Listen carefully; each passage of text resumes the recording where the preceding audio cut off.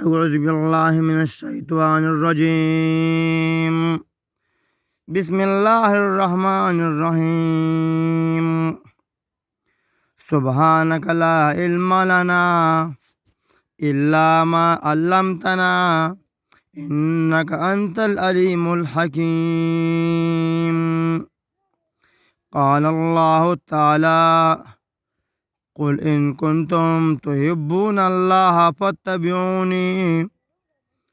اللہ تعالیٰ فرمائے قل ان کنتم تحبون اللہ، کجرتا زو تابداری کوئی دا اللہ تعالیٰ سرا، فتبعونی نظما تابداری کوئی، یعنی دا پیغمبر علیہ السلام تابداری کی دا اللہ تعالیٰ تاب سرا دا محبت یو ذریعہ دا چې څوک د پیغمبر علیہ السلام تابداری کوي نو پوښا چې دی د الله تعالی زنو دی د الله سره محبت کوي. قل ان کنتم تحبون الله، کچرتا سو محبت کوي د الله تعالی سره، فتبعونی نو زما تابداری کوي، یعنی د پیغمبر علیہ السلام تابداری کوي، د پیغمبر علیہ السلام په لاره روان شي. خوږو مسلمانانو ورونو، تاسو ته نن زه د خوراک او څښاک آداب ښیم کوم چې زموږ د نبي کریم صلی الله علیه و آله وسلم نه موږ ته رارسېدلي دي. دا مسلم پر روایت کې حضرت حذیفه رضی الله تعالی عنه نه روایت ده چې نبی کریم صلی الله علیه و آله وسلم فرمایل چې په کوم خوراک د الله تعالی نوم یاد نشي، یعنی بسم الله پرې ونه ویلی شي، نو شیطان هغه د ځان دپاره حلال ګڼي. دا حدیث مسلم را نقل کړی دی. یعنی د حلال نه مطلب دا چې شیطان په خپل خوراک باندې قادر ګڼي. د حضرت جابر رضی الله تعالی عنه نه روایت دی چې رسول الله صلی الله علیه و آله وسلم فرمایل چې کله سړی خپل کور ته داخلیږي او د داخلېدو په وخت کې د الله تعالی نوم واخلي، یعنی بسم الله ووایي، او بیا د خوراک څښاک په وخت کې هم بسم الله ووایي، نو شیطان خپلو تابعدارو ته ووایي چې په دې کور کې ناست تاسو دپاره ځای شته او نه طعام.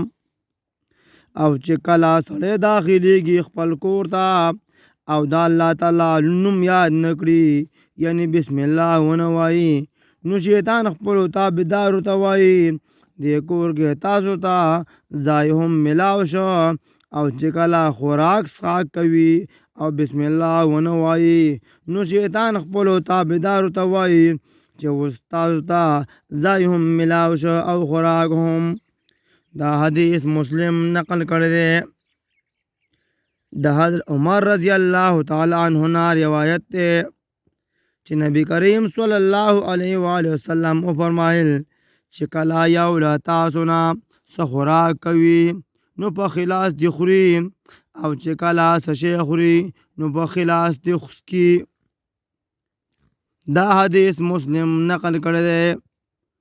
هم له دغه عمر رضی الله تعالی عنه روایت دی چې رسول الله صلی الله علیه و آله وسلم فرمایل چې یو کس له تاسو نه په ګس لاس خوري، نه په ګس لاس خوراک کوي، او نه دې په ګس لاس کل کوي، ځکه چې دا رنګ د شیطان عادت دی چې په ګس لاس یې خوري او په ګس لاس یې څکي.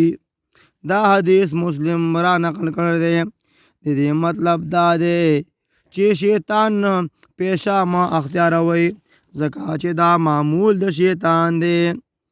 چنانچه حسن ابن سفیان رحمت الله علیه په خپل مسند کې پر روایت د ابي هريره رضی الله تعالی عنه نقل کوي چې کله تاسو نه کوم یو کس خوراک څښاک کوي نو هغه له پکار دي چې په خلاص دې خوري او په خلاص دې څکي، او ورسره دا هم وفرمایل چې په خلاص شی د چا نه اخلئ او په خلاص یې ورکوئ، ځکه چې شیطان په ګس لاس خوري او په ګس لاس کی او په ګس لاس یې اخلي او ورکوي.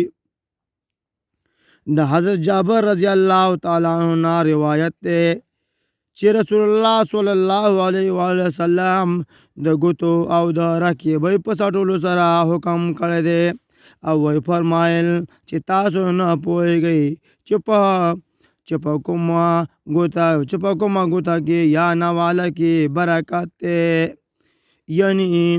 یعنی رکیبۍ او پلیټ خاص پاکوي او خپل نوړی او خپل ګوتې سټي. دا حدیث مسلم را نقل کړی دی. د حضرت کعب بن مالک رضی الله تعالی عنہ روایت ده چې رسول الله صلی الله علیه و آله وسلم با په درې ګوتو سره روټۍ خوړه او د خوراک نه پس به لاس مبارک وغیرہ په ریمال وغیرہ وچولو، وینځل نه مخکې به سټل. دا حدیث مسلم را نقل کړی دی. د حضرت جابر رضی الله تعالی عنہ روایت ده چې رسول الله صلی الله علیه و وسلم فرمایل ما واوردل چې شیطان ستاسو د هر کار په وخت کې تاسو سره حاضر وي، تر دې چې ستاسو د خوراک په وخت کې هم تاسو سره موجود وي.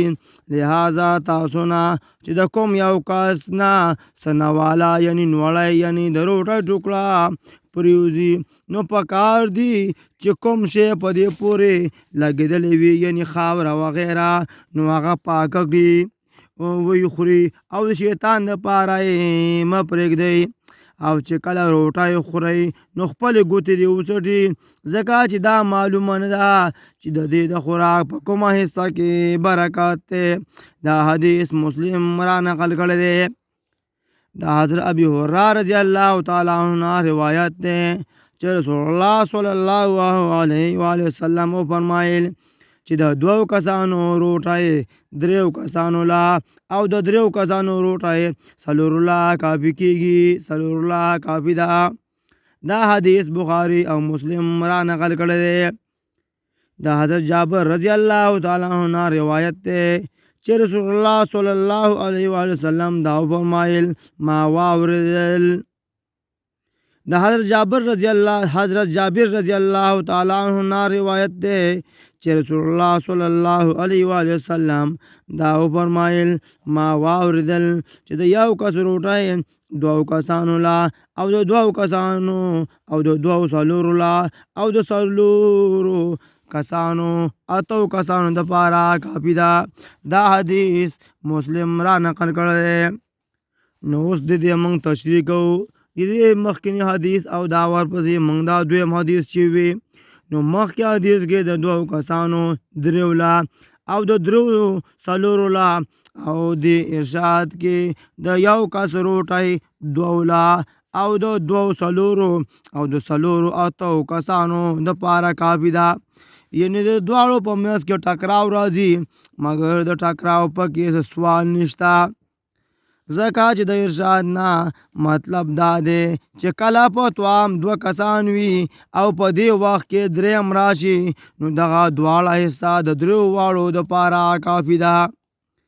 او کله داسې هم کیږي چې دوو کسانو رزق وي دوه نور راشي نو پکار ده چې څلور واړه پرې صبر او قناعت وکړي.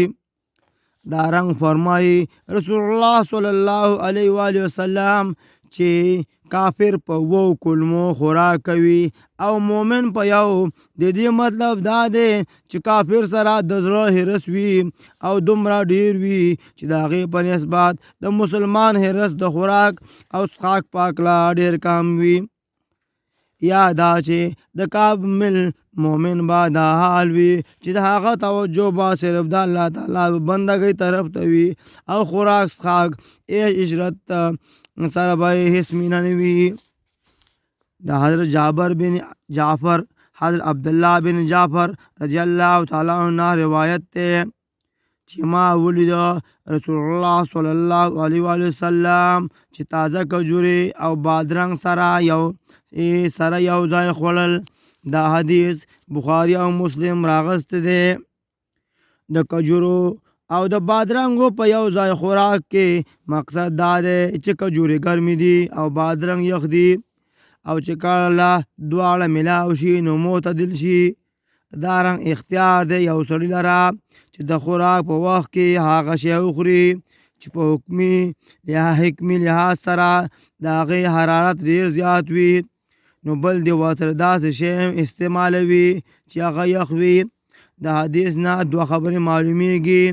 یو دا چې د انسان دپاره معتدل یعنی تر خوراک بې ضرره دی، او دویم دا چې رسول الله صلی الله علیه وسلم ته الله تعالی طبي حکمت هم ورکړی و، ځکه د حدیثو په کتابونو کې ډېر داسې حدیث وارد دي چې د هغې نه د نبي صلی الله علیه وسلم د طب فلسفه معلومیږي. الله تعالی دې موږ د نبی کریم صلی الله علیه وسلم په لاره روان کی. دا زموږ لومبی باب موږ سره د خوراک او څښاک دپاره بعد دویم باب انشاءالله تاسو ته به بلم په راتلونکي ویډیو کې بیانو.